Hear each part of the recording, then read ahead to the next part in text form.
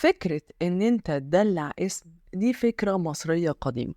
كان المصري القديم كان بيبقى ليه أكتر من اسم، غير الاسم اللي بيتولد بيه واللي هو بيبقى اسمه الشخصي، لكن بيبقى ليه الملك بيبقى ليه 5 أسامي، وكمان الأشخاص العادية بيبقى ليهم أسماء دلع.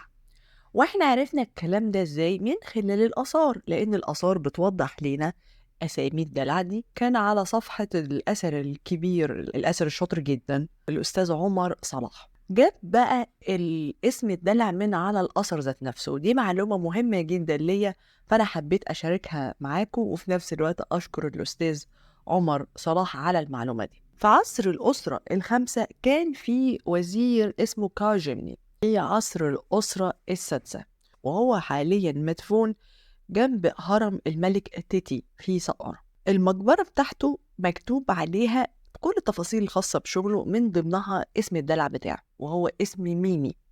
زي ما انتم شايفين MME في الآخر، فهي اسمها ميمي. والاسم ده موجود حاليا في مصر وما زال مستخدم في الرجالة والستات. في ناس فاكرة إن ده اسم دلع ستات فقط، لأ، ده كمان اسم دلع رجالة، وفي لاعبين كورة كتير جدًا اسمهم ميمي، والاسم ده ما زال مستخدم كدلع. طب هُم ليه كانوا بيدلعوا؟ لإن الدلع في حد ذاته بيدّي للشخصية نوع من أنواع الترفيه، بجانب إن علشان اسمه الشخصي ما يتعرفش أوي، ويبقى الاسم الدلع أسهل والأكثر انتشارًا، وفي نفس الوقت علشان ما تبقاش المعلومات الشخصية معروفة أوي.